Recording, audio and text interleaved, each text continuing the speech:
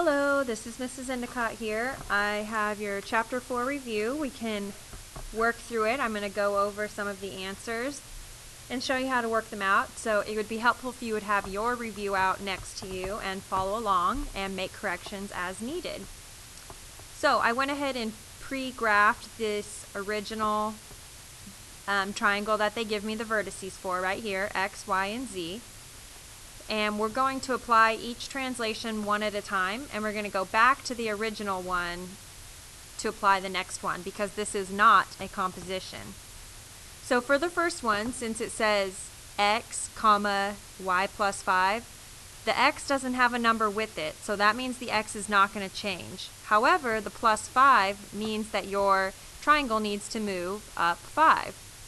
So if you go over to x, and you just count up 5 units, 1, 2, 3, 4, 5, this is where your x prime would be. And if I continue to do that with each vertice, then you will see this orange triangle appear where the x prime, y prime, and z prime are. Now, looking at the next rule, which I've done in green, this one says x minus 3, comma, y. The x minus 3 means you're going to go back 3, and since there isn't a number being added or subtracted to y, that means you do not move up or down at all. So whatever number you see with x is you moving left or right, and whatever number you see with the y is you moving up or down. So if I move this triangle back 3, I'll show you with point Z. If I move it back 3, I would count 1, 2, 3. This would be where my new Z would be. And notice I went back to the original triangle on this one because these are individual problems, not a composition. And this is where your green triangle would appear if I moved all of my vertices back 3. And now for the next one. This rule, I have x plus 3, which is telling me I'm going to go to the right 3 because it's positive. And the y minus 1 means I'm going to go down 1 because it's a minus. So I'm going to take each point and move it that far. So if I go back to x and I count over 3, 1, 2, 3, and down 1, this is where my x should end up. And if you do that for each of your vertices, you will see, if I can get my triangle to show up, the blue triangle that ends up in this position. And that's how you read the translation rule. Let's take a look at the next problem. I've already pre-plotted triangle PQR with the given vertices, and now we're going to apply a composition. This time, since I'm doing a composition, that means you would apply one translation, and then when I apply the second one, go back to the triangle you just left off with, not the original. So in this case here, the first translation is telling me x plus 1, so that means I would go to the right 1, and the y plus 2 means I would go up 2. So again, the number with the x is you moving left or right, the number with the y is you moving up or down. So if I, for instance, took point Q and I moved it over 1 and up 2, Q would end up here. And if I do that for each point, you will see this triangle appear. Each point you'll notice is over 1 and up 2, over 1 and up 2, and I've labeled accordingly so that I can keep track of my vertices. Now for the next translation, this one is saying x minus 4. That means I will go back 4, and the y plus 1 means you will go up 1. Now I'm going to go to the blue triangle that I have here to apply that. So I'm going to go to Q prime, and I would go back 4, 1, 2, 3, 4, and up 1. And this is where my Q double prime would end up, if you want to call it that. If you do that with each point, you will end up with your final triangle being placed where this green one is. So notice each point from the dotted triangle went back 4 and up 1. That would be a composition where you apply the second transformation to the result of the first one. So make sure on the test you guys pay attention to the wording, and if you're doing a composition, that you follow correctly. Okay, let's look at the next one. Number 5. We are going to reflect over the given line. So this one I have is x equals 4. That right there is a vertical line, vertical through 4. So if I pictured a line going through 4, which I can draw, is right here, through x equals 4. I'm going to reflect over that line. So for instance, point A, that is 3 units away from the line right now. So I'm going to go 3 units on the other side, and that's where my A prime would end up. Then, same with B. B right now is 1 unit away from the line. So I'm going to go 1 unit away on the other side. And C happens to be on the right side of the line, so when you reflect it, it's going to go over onto the left side. And if you labeled your points and reconnected, you would get a new triangle, which I can't seem to show you, but I had it there. So I'll just connect that real quick.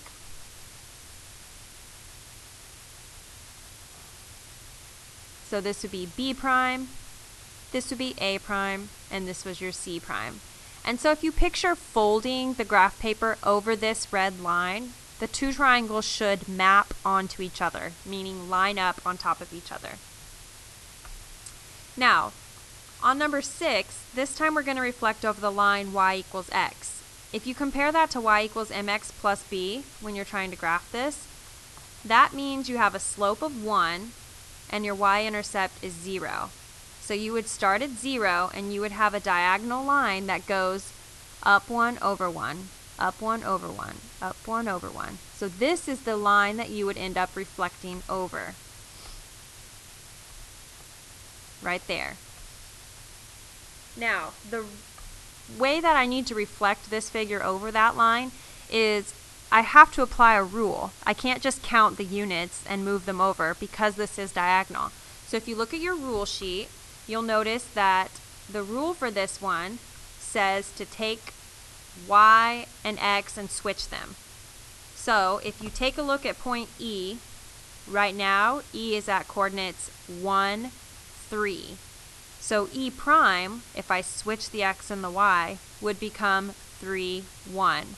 So if I plotted that point, 3, 1, 3, 1, E would end up here. And you'll notice, again, it should be on the other side of that reflection line. If I take F, for example, and I do the same thing, F right now is at 4, 3. So if I switch the x and the y, that becomes 3, 4. So F would be at 1, 2, 3, up 4. Right here. And you do so with all of the points. And you should end up with your figure that appears like this. So again, if I fold over this line, they would line up onto each other. Okay, number 7. We have some true or false questions here. A dilation with a scale factor of 3 over 7 is an enlargement. Well, since the small number was on top and it went small over big, that would actually mean it's going to shrink. So this is not an enlargement, so it's false. The next one, a composition of reflections over 2 parallel lines is a translation. That is true, and I've added a diagram down here. If you reflect over 2 parallel lines, you could achieve the same thing by just translating, because one reflection is going to flip the orientation, and the second reflection is going to flip it right back. So I achieve a translation. If you reflect over 2 intersecting lines, you end up with a rotation. Again, the orientation would flip once for the first reflection and then flip back, but because you're going over intersecting lines, it's going to rotate in a direction around that point of intersection. Now that leads into this third true or false. An angle formed between the two intersecting lines is 70, so the rotation around the intersection point is 140. That is true. The rule is it's double whatever the angle is that's formed. Same with over parallel lines. If the distance between the lines is 5, you're going to end up traveling double that distance as you do your two reflections. So every time it's double, whether you've reflected over two parallel lines or reflected over two intersecting lines. Okay, on the next one, determine if the figure has any lines of symmetry. To do so, you have to picture folding the figure over itself and mapping up. So I can see this figure has two lines of symmetry. I could fold it once over this vertical, once over the horizontal. Now, as far as rotation symmetry, that has to do with how many times you can turn the figure and it lines up onto itself. Now, I can turn this figure twice, meaning picture this top side right here. You could turn it once upside down and it would end up here, and the rest of the figure would still map onto itself. Then I'd turn it a second time and it gets back to where it started. So to calculate the degrees, you take 360 divided by 2, and I get 180 degrees. Now if I look at figure number 9 as far as lines of symmetry, this figure has quite a few. It actually, every point through a point is a line of symmetry, and if you count those, you should get 6 lines. Now as far as turns, I could turn this star 6 times. This point, if I turn it once to this other point, the rest of the points would line up. So I could continue that, if I count the turns, 1, 2, 3, 4, 5, 6 times. So to calculate that degrees that it's turning, take your 360 divided by 6 and you get 60 degrees. Now on number 10, I have 5 lines of symmetry. Each line comes through a point, a vertex, and goes through the opposite side in the middle. So if everyone can usually see the first line, but then picture that point, this house, if you picture it as a house, is the same if I turn my angle and I view this as the top of the house. I have the same line of symmetry. And as far as rotation symmetry, I could turn this 5 times. There's 5 distinct points. 360 divided by 5 gives me my 72 degrees. Okay, so on number 11, I'm moving on 11 and 12. This time we are going to graph the polygon and then apply the rotation, the number of degrees given. Okay, so on number 11, I've pre-plotted the figure. Now, to apply a rotation of 90 degrees, you're going to want to look at your rule sheet. So, if I look at the rule, that one says to take negative y comma x. So I'm going to look at each point and I'm going to switch them and make the y the opposite. Tell yourself the opposite so that you can make a -1 positive and a +1 negative. So if you look at the original A, up here I have -3 is the x, -1 is the y.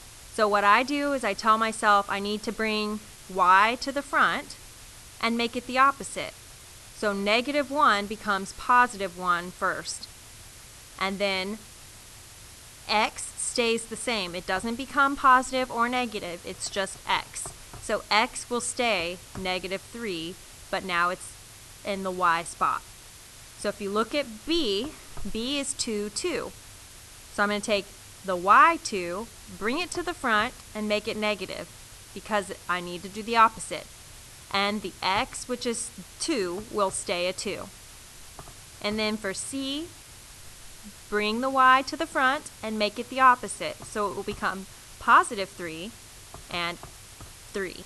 And if you plot those points, you will see your triangle now looks like it's turned. Well, if you want to see exactly the 90-degree angle that forms, picture this. Take point A to 0, 0, back to A prime. If you pictured a line here, from A to A prime through the origin, you will see a 90-degree angle form. And that will be true for all of the points. So that's how I can recognize a 90-degree rotation after it's already been applied. Okay, if you look at number 12, you're going to apply a rule of 180. If you look on your rule sheet, which you can use on your test, that says to make negative x negative y. That means you're going to keep the x and the y where they are, but make them the opposite. So, if I take each point, like the original w here is -2, -1, you're going to make them the opposite. So it becomes +2, +1. Then you do it with x. X needs to become +1 and -3 because it's the opposite. So a positive becomes a negative. And then your y right now is both +3, so I'm going to make them both negative. And your z is a +3, so it becomes negative. And then the -3 becomes positive. And if you plot those, you will see a figure that has now been rotated 180 degrees. So it has flipped basically upside down. And if you want to see the angle that forms, look at W to 0, 0 to W prime. And what angle do you see? 180 degrees that it's rotated. That's how you can kind of check your answer at the end. And if you find a distinct point, like the corner of X, I can see it's rotated all the way around to down here for X prime now.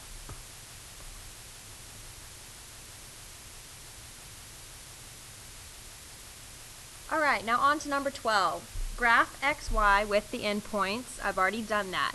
We're going to apply the following composition. Remember, a composition means I'm going to do the first reflection and then apply the rotation to the reflection image that I just did. So, this one you're going to want to use your rule sheet, or if you look at the reflection over the x-axis, your x-axis is right here, runs horizontally. If I want to reflect over that, picture xy is going to end up above here. So how I would do this is x right now is 2 units below the x-axis, so I need to go 2 units above. That will become my x prime. Y right now is 3 units below, so I'm going to go 3 units above. And that's my y prime. And you end up with this figure here. Now, to apply the rotation of 270, you're definitely going to want to look at your rule sheet for that. If you rotate 270, that rule happens to be, and I'm going to type this out, where you flip the y and the x and you make the x negative. So it goes xy becomes y negative x. So when you're looking at that, I've listed out my x prime and my y prime. I'm going to apply this rule to those points. So 5, 2 will become 2, -5.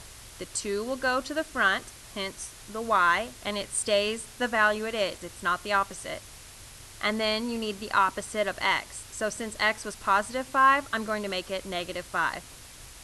Then you look at your point y prime.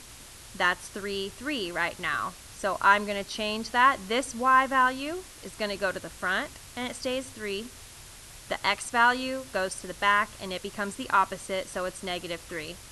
If you plot those points, 2, -5, and 3, -3, you will see this orange figure here, my x double prime, y double prime. That's applying the composition. So remember, you do the second transformation to the result of the first transformation.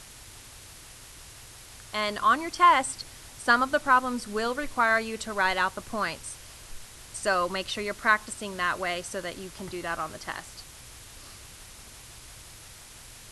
Okay, on 13 and 14, describe a congruence transformation that maps triangle DEF to triangle JKL.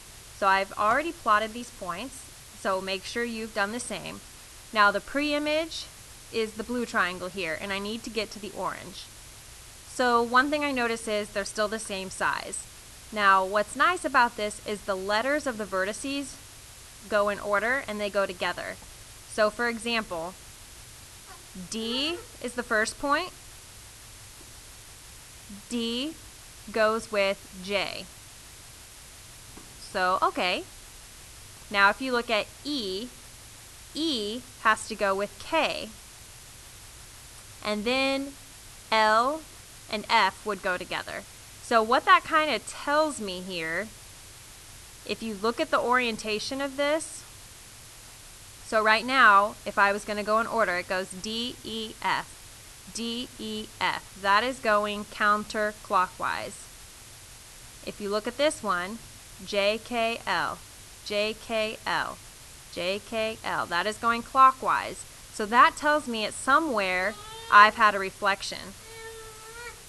Sorry, don't mind the baby in the background. So, what I've recognized that's occurred here is you could apply a reflection first, or you can try to slide this triangle down first and then figure out how to get it over to the other side. So what's happened is this has been translated down 3, so it's shifted down 3. So if you'll notice, for instance, point D went 1, 2, 3, and then that point right there needs to get to point J. Well, it's 2 units away from the Y, and then it's 2 units away on the other side. So that helps me see my reflection that's occurred. So I took the liberty of plotting that in between triangle for you so you could see it. That's if I translate it down first. Then, if I picture folding it over the y-axis, this triangle and the orange triangle would line up on top of each other. They would map onto each other. So this is my rule. It was translated down 3, that's how I describe it. And in rule form, xy becomes x, y minus 3. The x didn't change because it didn't shift left or right, but it did shift down 3. So it's minus 3. And then it was reflected over the y-axis. So if you look on your rule sheet for that, the negative x becomes, it's negative x, y. So that's what makes the x value flip it onto the other side. Now, if we look at number 14, I can kind of see the layout of this triangle. It appears to be a rotation. So sometimes what I do on these is figure out, well, what angle could it have rotated, and apply that first. And then if I need to translate or do something else, I can, but I can see the in-between shape. So right now, I know that D goes with J. So D goes with J. Okay, it helps me see the layout if you match up your points. E goes with K. E goes with K. And then that leaves F and L that go together. So you'll kind of notice the bottom side of JK has like swinged down, and L has sort of swung up. So this most likely is a rotation of 180 degrees or 90 degrees, depending on if you kind of can see what the angle is. So if I connected a line from D to J through 0, 0, it's not perfectly straight, but it's close, which means it was probably a rotation followed by a translation or a reflection or something else. So what I did is I first checked if I rotated the points. And something that's nice you'll notice, if you rotate 180, the rule becomes negative x, negative y. Well, if I look back at the original points, each point became the opposite. The x and the y became positives here. These negatives became positives, and so on. So that kind of helps me justify that. So if you plot the in-between triangle of rotating 180, this is where it ends up. Now notice again, I'm going from DEF to JKL. So if I take points DEF and I apply negative x, negative y, I would get this blue dotted one. So for example, point D right now is at -3, -4. So let me write that out for you.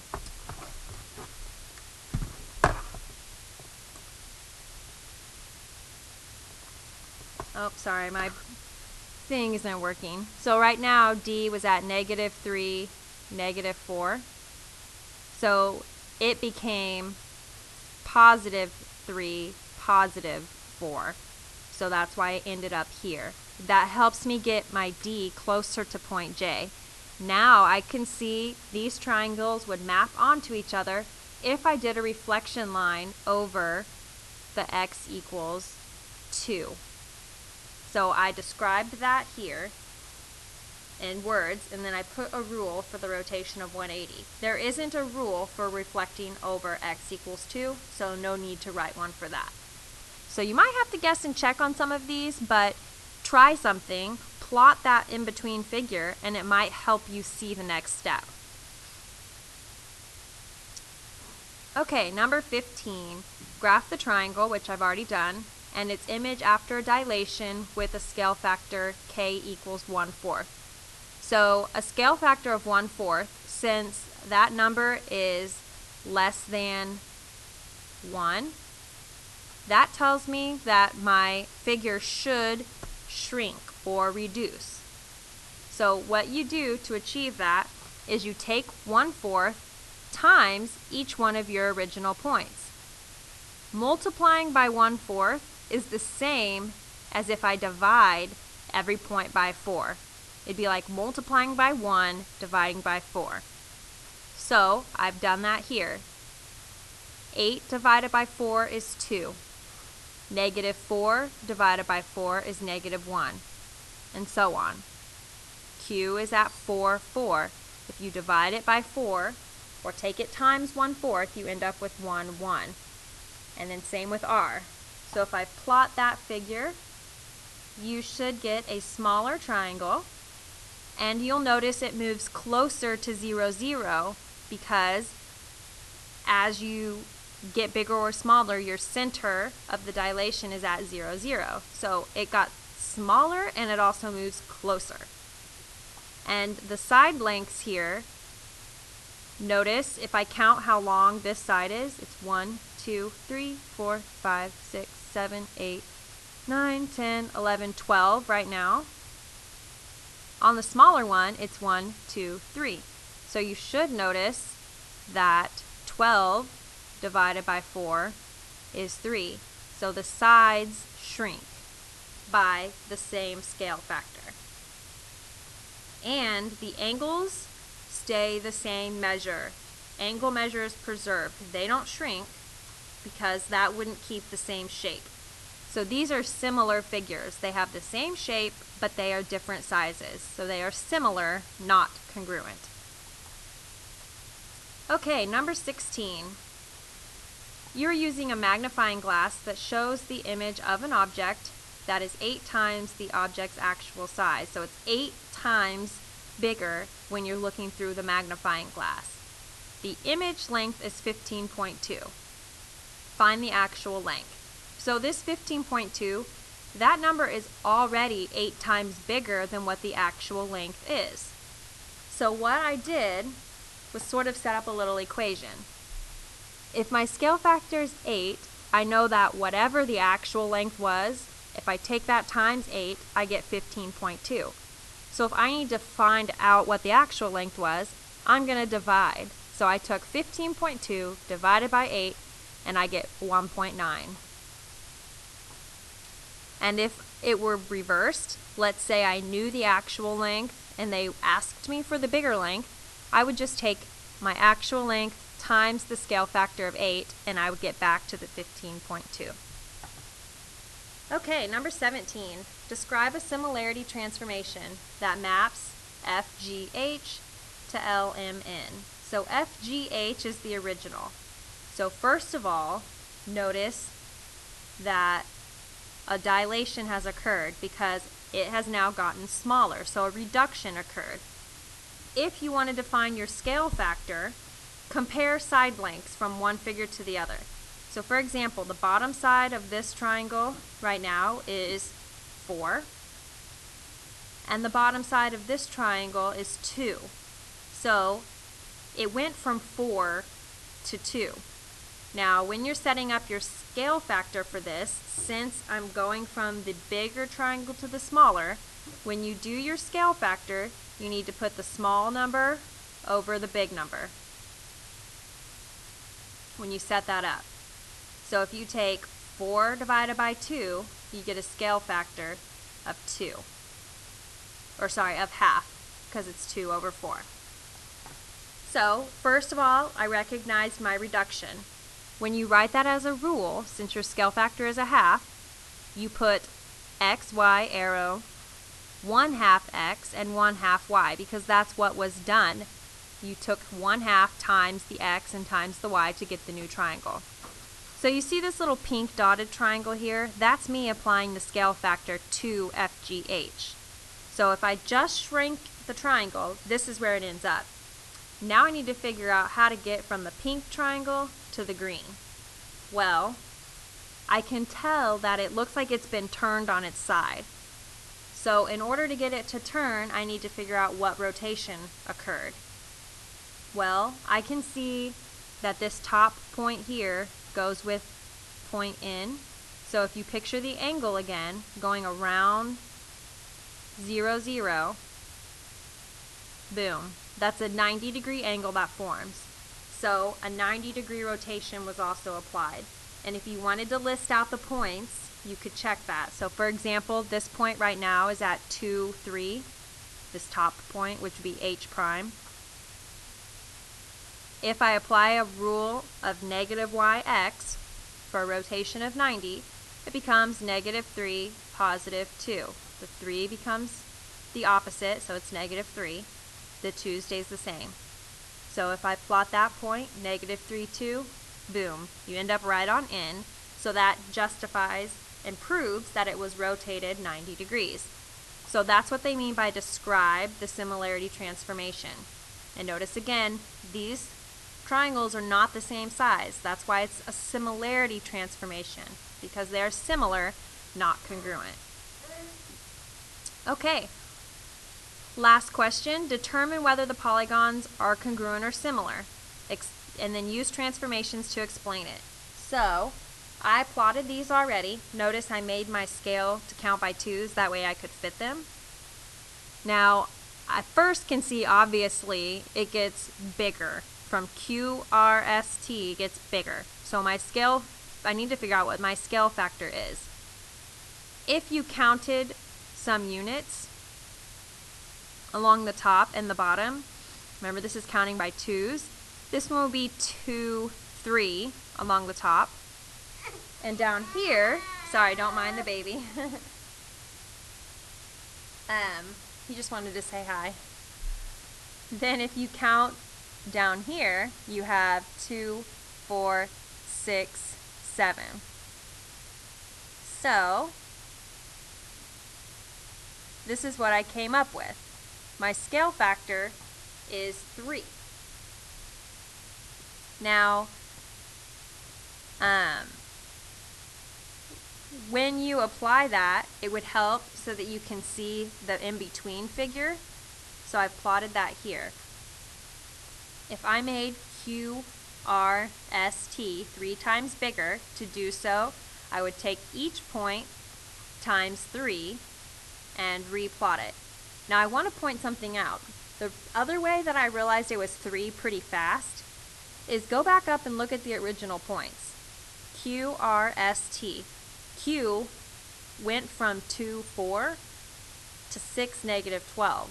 Well, if you think about this, to get from 2 to 6, that's 3 times bigger. To go from 4 to 12, that's also 3 times bigger. So each point, if I take that times 3, I get very close to those points there. 612 is like 6 negative 12. And then that tells me that it was reflected over the x-axis because the y value went from a positive to a negative. So it became the opposite.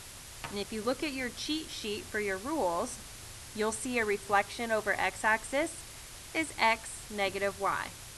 So then each point becomes x negative y, and it ends up down where wxyz is. So that's my explanation for the transformations as well as the rules that you would need to write. Now, I highly suggest that you plot the in-between figure on the size changes. That way you can see what happens next. So do the scale change first and then see, okay, how do I get from here to here? Was it reflected? Was it rotated? And so on. Okay, that covers everything on your review. I hope that you check your answers. I hope that you will come with questions tomorrow. We will have about 15 minutes at the beginning of class if you want to ask any questions. So, thank you for taking time to watch this video. See you tomorrow. Say bye, Weston. Say bye.